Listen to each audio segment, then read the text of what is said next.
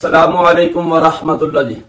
اچھا ناظرین، جیسا کہ آپ جانتے ہیں کہ فیصلہ آباد میں ایک ملعونہ نے جھوٹا نبوت کا دعویٰ کیا، معاذ اللہ، لعنت ہو 1000 بار ایسی عورت پر جس نے ختم نبوت پر حملہ کیا۔ تو اس نے نبی پاک صلی اللہ علیہ وسلم کی توہین بھی کی اور اللہ تبارک و تعالیٰ کی توہین بھی کی۔ اور میں سلام پیش کرتا ہوں سی پی او علی ناصر صاحب کو، اللہ تبارک و تعالیٰ ان کو کروڑوں عزتوں سے نوازے۔ انہوں نے کہا کہ میں اس کو کیفر کردار تک پہنچا کر چھوڑوں گا، اور اس کی بہن کو بھی اس نے فیصل آباد سے گرفتار کر لیا۔ تو بس اور تو میں کچھ نہیں، یہی کہوں گا کہ جو نبوت کا اس نے دعویٰ کیا نا، یہ اس کے حرام زادی ہونے کی سب سے بڑی دلیل ہے۔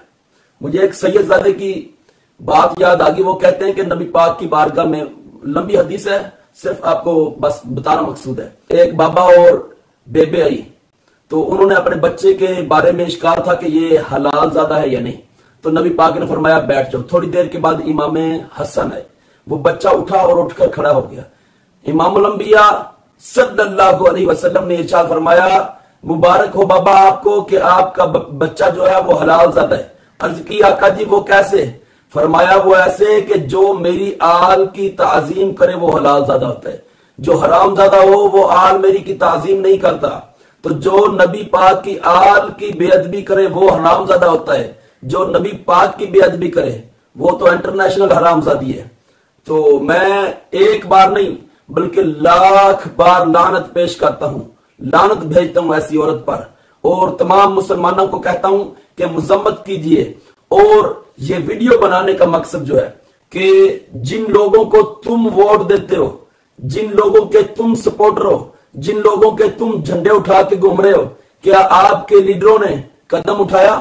کسی سیاستدان کی کوئی ویڈیو منظر عام میں نہیں آئی کہ اس ملعونہ کی ہم مذمت کرتے ہیں۔ آپ مذمت بھی کر سکتے تھے، آپ چاہتے تو اس کے اوپر فوراً ایکشن لے سکتے تھے۔ ابھی تک غالباً وہ ثناء اللہ، وہ عورت ابھی تک گرفتار نہیں ہوئی لاہور سے۔ سوچیں کہ آپ نے کن لوگوں کا ساتھ دیا، ان لوگوں کو وہ اپنے ووٹوں کی پڑی ہوئی، آپ کے لیڈروں کو اپنی لڑائی کی، اپنے جھگڑے کی پڑی ہوئی ہے، ان کو کوئی اسلام کے ساتھ، کوئی دین کے ساتھ کوئی سروکار نہیں ہے۔ تو لہذا آج بھی عقل کے ناخن لو، ہوش کے ناخن لو، اپنی عقل سے کام لو، اور ایسے بدبخت، ایسے لعین حکمرانوں سے پیچھے ہٹ جاؤ، ایسے سیاستدانوں سے پیچھے ہٹ جاؤ۔ مرنے کے بعد یہ سیاستدان کام نہیں آئیں گے، قبر میں یہ سیاستدان نہیں آئیں گے، میرے آقا آئیں گے۔ میرے آقا کے وفادار بن جاؤ، جس کا کلمہ پڑھائے وفا بھی اس کے ساتھ کرو، نبی پاک کے دشمنوں کے ساتھ وفا نہیں کرو۔ اللہ تبارک و تعالی عمل کرنے کی توفیق